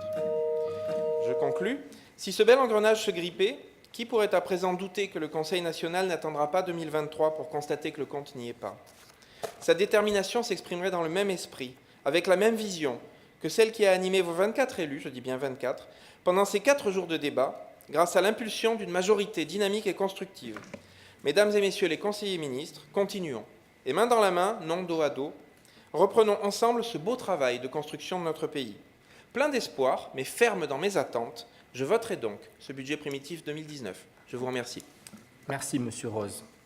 Monsieur le ministre, Madame, Messieurs les conseillers de gouvernement ministres, chers collègues, au moment où je prends la parole, vous l'aurez constaté, tous les conseillers nationaux, donc de la majorité du Conseil national, vont voter en faveur de ce budget primitif présenté par le gouvernement princier, tout comme Madame Fresco, Monsieur Ritt et donc Monsieur Granda également, si j'ai bien suivi les explications de vote. Les conseillers nationaux vont donc voter à l'unanimité en faveur de cette loi de budget 2019. Voter pour ce budget, c'est en effet voter en faveur de toutes les avancées obtenues par ce nouveau Conseil national en à peine 10 mois depuis l'élection de février dernier. Notre Assemblée est désormais respectée à sa juste place, comme le partenaire institutionnel du gouvernement. Ce résultat n'a pas été obtenu sans débat. Ils furent nombreux et parfois très contradictoires. Ceux qui ont suivi nos échanges l'auront constaté. Mais ce soir, nous sommes devant la manifestation éclatante de l'efficacité de nos institutions qui, à la condition que les deux partenaires soient responsables, conduisent toujours, par le pas vers l'autre, à des décisions concertées dans l'intérêt général. Au premier rang des avancées de ce budget primitif, bien sûr, figure le grand pas en avant obtenu en faveur du logement des Monégasques. Rappelez-vous, lorsque nous avons été élus le 11 février dernier, n'était programmé pour les années à venir qu'environ 200 logements domaniaux en tout et pour tout, ce qui était évidemment très insuffisant.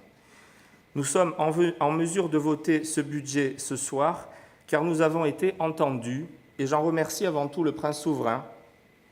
Son gouvernement lui aussi et surtout vous, Monsieur le ministre d'État, avez pris en compte la voix des Monégasques à travers leurs élus. Vous nous avez confirmé que ce sont désormais au moins 730 appartements qui seront construits en 4 ans pour d'une part résorber la pénurie existante et d'autre part répondre chaque année aux nouveaux besoins des foyers monégasques. Vous le savez, il manque selon nous une opération de taille moyenne supplémentaire. Nous aurons l'occasion d'y revenir dès le début de l'année prochaine.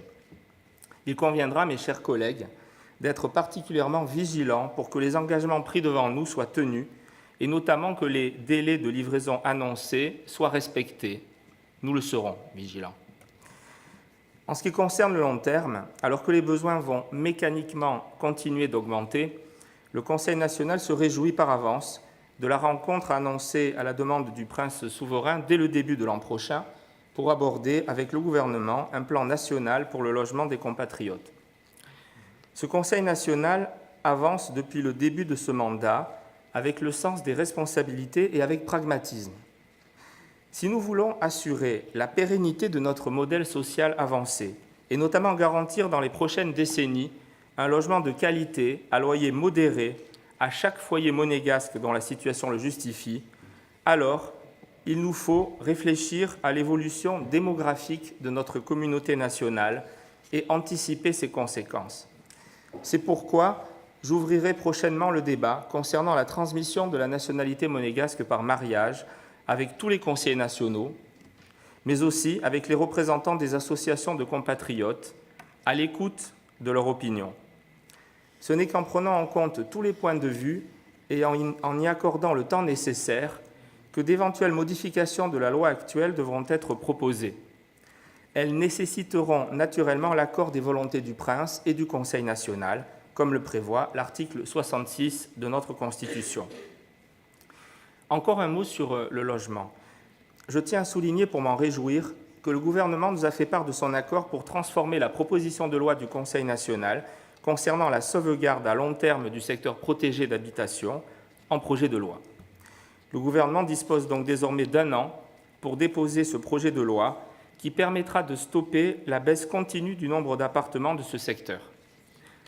Ainsi, lorsque la nouvelle politique de construction domaniale aura produit ses effets pour bien loger tous les monégasques dans les domaines dont la situation le justifie, alors les enfants du pays qui partagent avec nous les Monégasques l'amour de Monaco et notre culture pourront eux aussi se loger durablement en principauté, leur pays de cœur, dans ce secteur protégé d'habitation que nous aurons sauvegardé pour le futur.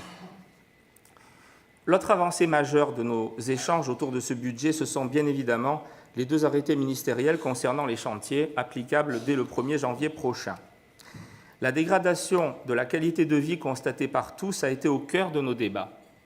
Les Monégasques et les résidents nous ont demandé de tout faire pour retrouver cette qualité de vie, élément essentiel du bien-vivre et de l'attractivité de la principauté. Le Conseil national a répondu à cette attente en moins de 10 mois avec des résultats politiques concrets.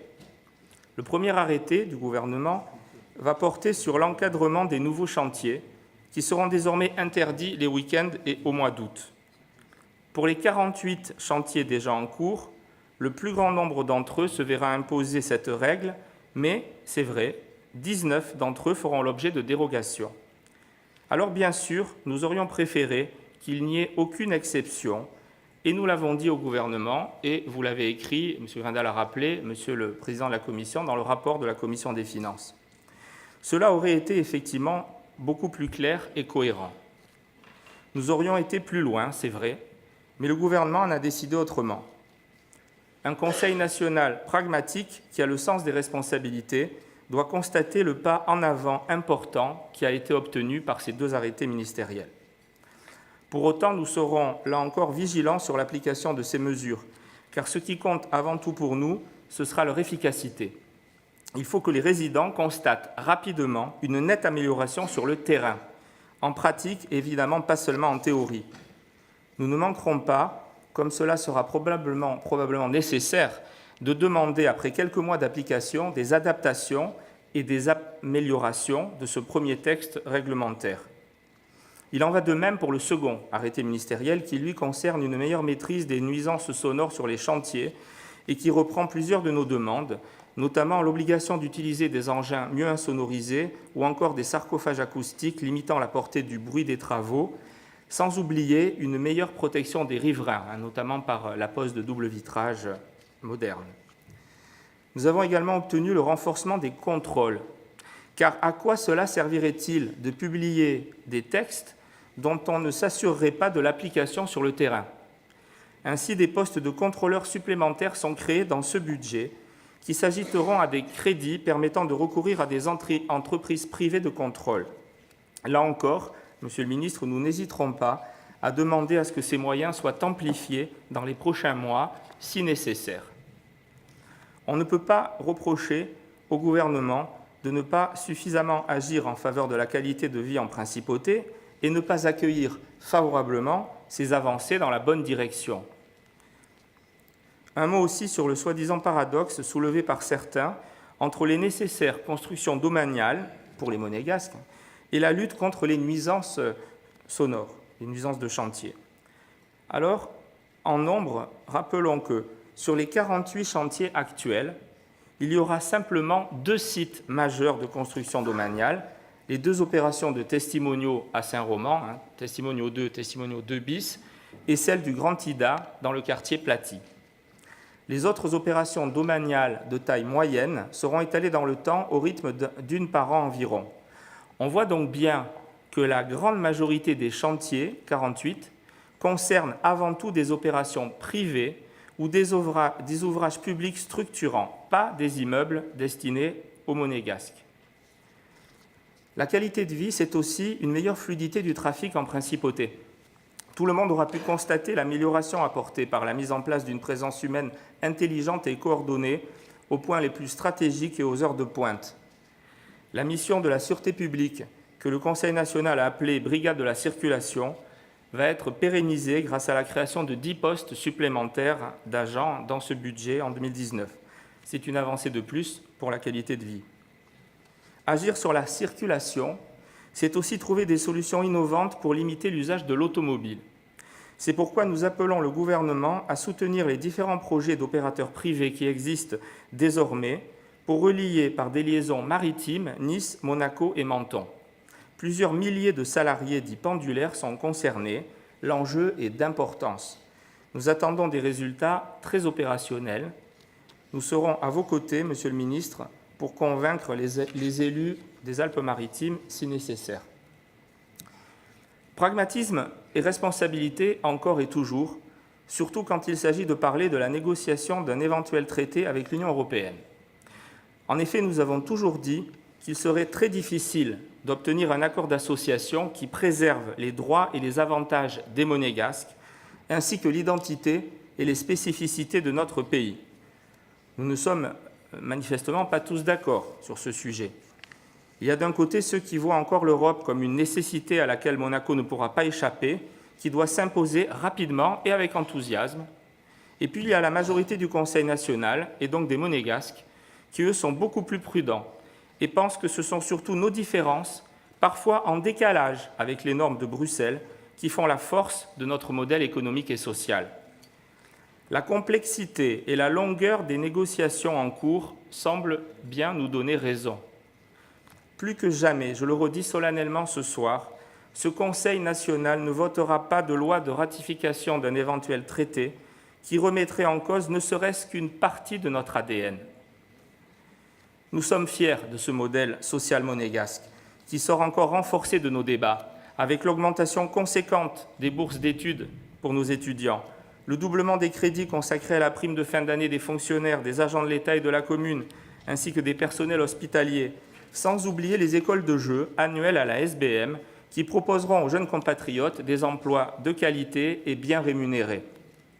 Nous sommes fiers aussi de la réussite de notre modèle économique qui affiche une croissance de plus de 10% des recettes budgétaires en 2019, permettant ainsi de financer ce modèle social avancé, tout en dégageant encore d'importants excédents budgétaires. C'est donc dans le cadre de relations institutionnelles apaisées entre le gouvernement princier et le Conseil national élu par les Monégasques que nous allons voter à l'unanimité ce budget et avec confiance, Monsieur le ministre. Cette confiance, vous le savez, n'exclut pas la vigilance. Elle sera de mise pour veiller au respect de tous les engagements pris par le gouvernement. Oui, nous allons donc voter ce budget avec confiance et avec foi dans le futur de notre principauté. C'est ensemble, gouvernement, princier et Conseil national, sous la haute autorité du prince souverain, que nous allons continuer de travailler en 2019 afin de préparer le meilleur avenir pour Monaco et pour nos enfants. Je vous remercie pour votre attention et j'invite à présent Monsieur le secrétaire général nous allons procéder à présent au vote de la loi de budget, à donner lecture de cette loi de budget que nous allons voter, comme le veut notre règlement intérieur, article par article. Nous vous écoutons pour le vote, Monsieur le secrétaire général. Article 1. Les recettes affectées au budget de l'exercice 2019 sont évaluées à la somme globale de 1 346 121 700 € État A. Je mets aux voix l'article 1er de la loi de budget primitif 2019. Y a-t-il des avis contraires? Pas d'avis contraires. Y a-t-il des abstentions? Pas d'abstention. L'article 1 est adopté à l'unanimité. Article 2. Les crédits ouverts pour les dépenses du budget de l'exercice 2019 sont fixés globalement à la somme maximum de 1 342 148 000 € se répartissant en 902 342 300 € pour les dépenses ordinaires État B et 439 805 700 € pour les dépenses d'équipement et d'investissement État C. Je mets cet article 2 aux voix. S'il n'y a pas d'avis contraire et pas d'abstention, il est adopté. Article 3. Les recettes des comptes spéciaux du Trésor sont évaluées à la somme globale de 51 053 000 € État D. Je mets aux voix cet article 3. S'il n'y a pas d'avis contraire et pas d'abstention, l'article 3 est adopté. Article 4. Les crédits ouverts au titre des comptes spéciaux du Trésor pour l'exercice 2019 sont fixés globalement à la somme maximum de 111 892 200 € État D. Je mets aux voix cet article 4. Pas d'avis contraire et pas d'abstention. Cet article est adopté. Article 5. Est adopté le programme d'équipement public annexé au document du budget, arrêtant les opérations en capital à réaliser au cours des 3 années à venir. Je mets aux voix cet article 5. Pas d'avis contraire, pas d'abstention, il est adopté. Nous allons à présent voter sur l'ensemble de la loi de budget. Je vais la mettre aux voix. que les élus qui sont d'avis donc de voter cette loi de budget primitif 2019 veuillent bien, s'il vous plaît, lever la main. Nous vérifions, mais a priori, nous connaissons le résultat. Je confirme, donc cette loi de budget est adoptée à l'unanimité des 24 conseillers nationaux. Monsieur le ministre, sans doute souhaitez-vous faire un commentaire après ce vote très positif. Donc, c'est au-delà du positif, Monsieur le Président. Madame la vice-présidente, Mesdames et Messieurs les conseillers nationaux, chers monégasques, chers résidents, chers amis, c'est effectivement, j'allais dire presque sans précédent, mais j'ai demandé aux plus anciens de notre équipe de quand datait le dernier vote à l'unanimité et personne ne s'en rappelle. Donc c'est vous dire à quel point ce que vous venez de faire aujourd'hui est effectivement, au-delà d'un vote, peut-être un événement. Et donc je veux vous dire que le budget préparé par le gouvernement et approuvé par le prince souverain est évidemment ce qui va nous permettre de continuer à travailler ensemble. Je ne peux que me réjouir, en tant que chef du gouvernement princier, de la décision que vous avez prise et que vous nous avez annoncée, mesdames et messieurs les conseillers nationaux.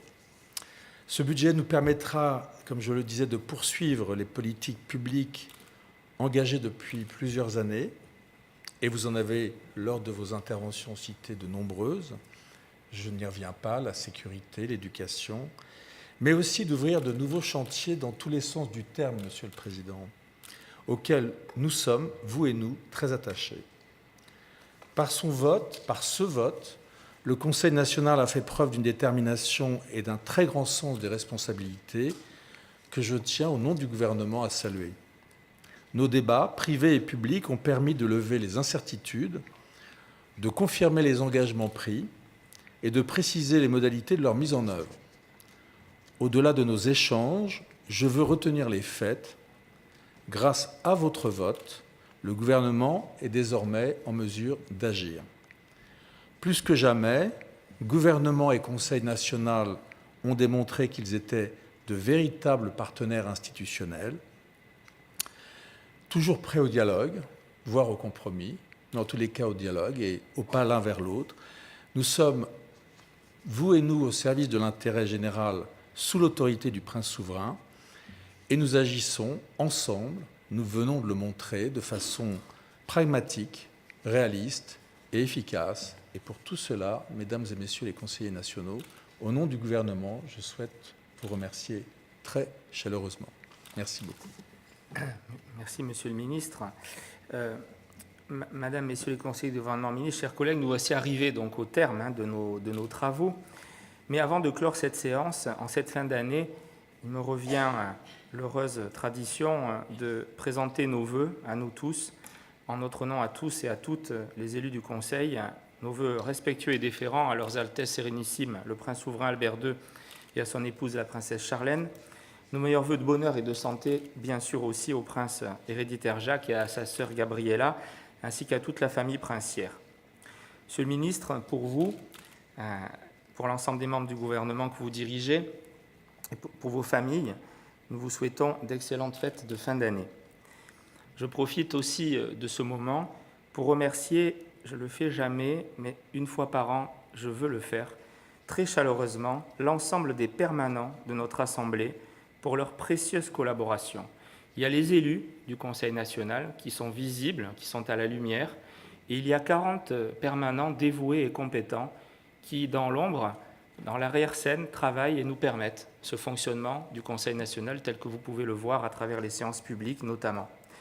Voilà, donc je voudrais leur souhaiter, après avoir exprimé toute notre gratitude, je voudrais leur souhaiter également de passer de très bonnes fêtes après ces mois de travail très intenses depuis le 22 février, puisqu'en fait, le Conseil prend ses fonctions 11 jours après l'élection. Je le dis parce que des fois on me dit « mais non, l'élection c'est le 11 février ». Oui, mais le Conseil s'est installé le 22 février. Et bien sûr, mes collègues se joignent à moi pour souhaiter un joyeux Noël et une belle fin d'année à tous les Monégasques, à tous les résidents et à tous les amis de la Principauté. Et je sais qu'ils sont très nombreux à suivre nos débats sur Internet, puisque je reçois régulièrement un certain nombre de remarques ou de questions de monégasques, d'amis de Monaco, des 5 continents, qui suivent avec attention ce qui se passe dans ce pays, leur pays par leur passeport, ou leur pays de cœur, ou le pays tout simplement qu'ils admirent, parce que la réalité, c'est que la principauté a énormément d'amis, et dans le monde entier, et de gens qui voient bien la réussite de ce modèle social et économique à nul autre pareil, comme on aime le dire, qui est le modèle monégasque et qui fait la fierté de tous les monégasques, de tous les résidents et de tous les amis de la principauté. Avant que je clôture, Monsieur le ministre, souhaitez-vous dire un mot pour les vœux peut-être ? Je le fais bien volontiers, Monsieur le Président. Je m'associe évidemment aux vœux que vous formulez et aux vœux les plus déférents que vous formulez pour le prince souverain et la famille princière. Je veux aussi vous dire au nom du gouvernement toutes les choses positives qu'on souhaite vous proposer pour cette nouvelle année. Nous vous souhaitons une année 2019 passionnante. Nous la souhaitons, on va la passer ensemble pour de larges moments, intéressante, passionnante, utile. Et donc je vous souhaite, Monsieur le Président, à vous-même, à votre famille, Mesdames, Messieurs les conseillers nationaux, à vous-même, à votre famille, Mesdames, Messieurs les Monégasques, les résidents, les amis des Monégasques et de Monaco, comme vous dites, Monsieur le Président, une très belle, très heureuse et très passionnante année 2019 au nom du gouvernement princier. Merci beaucoup. Merci, Monsieur le Ministre. Je déclare donc à présent la séance levée et je prononce, selon notre règlement, la clôture de la seconde session ordinaire de l'année 2018. Merci à toutes et à tous. La séance est levée et la clôture est prononcée.